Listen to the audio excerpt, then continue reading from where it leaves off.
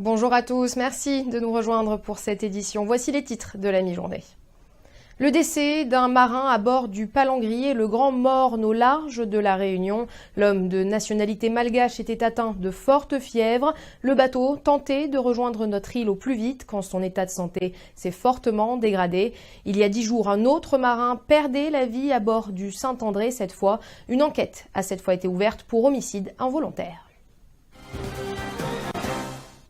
Une vingtaine de salariés de la Poste en grève ce matin. Ils dénoncent la politique de titularisation des contrats pro au sein de l'entreprise. 60 agents sont concernés et doivent désormais passer des tests psychotechniques pour obtenir leur CDI. Un moyen pour la direction de limiter l'embauche selon les organisations syndicales. Pascal Robert.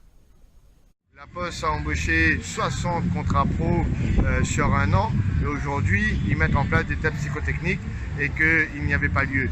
Et ils dégraissent les taux de réussite et ne font pas les CDI pour ces agents-là. Puisque les contrats qui ont été signés avec ces 60 agents ne stipulaient pas qu'ils devaient passer un test final et un oral final.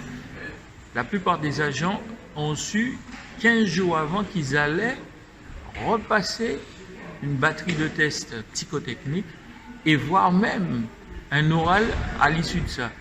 Donc nous estimons que c'est anormal. Les organisations syndicales n'ont pas été prévenues là-dessus et nous estimons que pour le cas, nous ne pouvons accepter ce type de recrutement de telle façon. Contactée, la direction de la Poste reconnaît une inéquité dans la diffusion de cette information et annonce la suspension des prochains examens psychotechniques. Jean-Luc Poudroux est le 3e candidat officiel à l'élection législative de la 7e circonscription. L'ancien maire de Saint-Leu s'est déclaré comme d'hiver droite, sans étiquette, mais demeure dans le flou quant à sa position vis-à-vis du gouvernement actuel. La rentrée universitaire approche et certains étudiants sont toujours à la recherche d'un logement. Il faut s'y prendre à l'avance pour espérer avoir le choix, notamment dans le sud de l'île où la demande est largement supérieure à l'offre. Autre possibilité, la colocation, mais les Réunionnais sont encore un peu frileux à l'idée de cohabiter. Alexandre Fontaine. Dès que le bac était terminé, j'ai commencé les recherches pour les apparts. D'accord. Et tu t'es tourné vers les particuliers ou pas? Oui. Et comment ça s'est passé? Pas très bien. Et t'as jamais eu de réponse? Non. D'accord. J'habite à Salazie. Pour chercher des logements, c'était un peu galère au début car il faut se prendre en avance. Si on se prend un peu plus tard, c'est galère.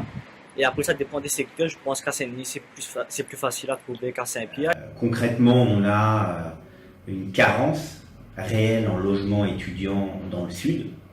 En premier lieu au Tampon et en deuxième lieu à Saint-Pierre.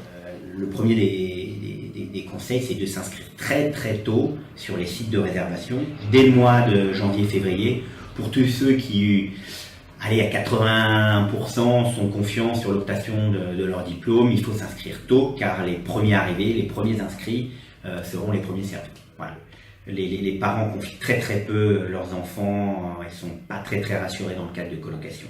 Chez nous, c'est Epsilon, on doit avoir une vingtaine de colocations sur plus de 1000 baux loués, donc c'est vraiment pas ce que recherche.